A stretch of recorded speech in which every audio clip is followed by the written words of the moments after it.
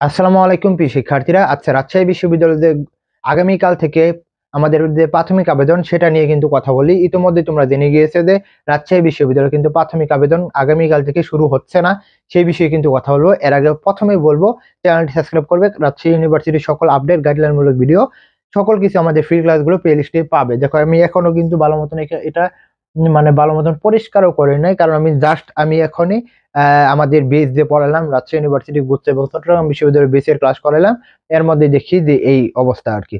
তো সেখানে যেটা বলা হয়েছে যে রাজশাহী ইউনিভার্সিটিতে প্রাথমিক আবেদন 5 তারিখ থেকে, সেটা অনির্দিষ্টকালের জন্য তারা বলছে, বা সাময়িক স্থগিত করা হয়েছে। কারণটা হচ্ছে যে তোমরা জানো যে 2 দিন আগে পুষ্য কোটা নামক যে মানে বাপের কোটা যে যে বিশ্ববিদ্যালয়ে চান্স পেত স্টুডেন্টরা, সেটা কিন্তু এখন নাই। অর্থাৎ যারা বিশ্ববিদ্যালয়ের কর্মচারী শিক্ষক তাদের পোলাপান কিন্তু এমনি চান্স পেয়ে যায়, অর্থাৎ না পড়ে চান্স পেয়ে যায়। যারা ভালো প্রিপারেশন নেয় তারা চান্স পায় না।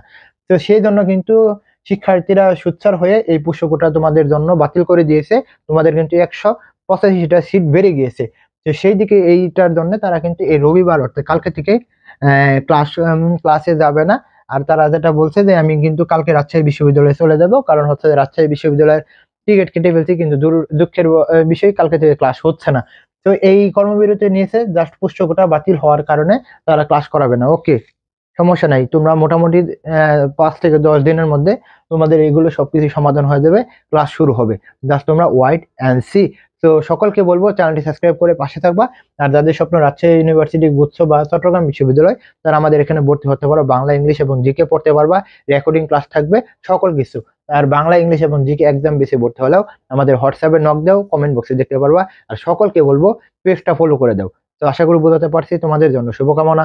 আসসালামু আলাইকুম।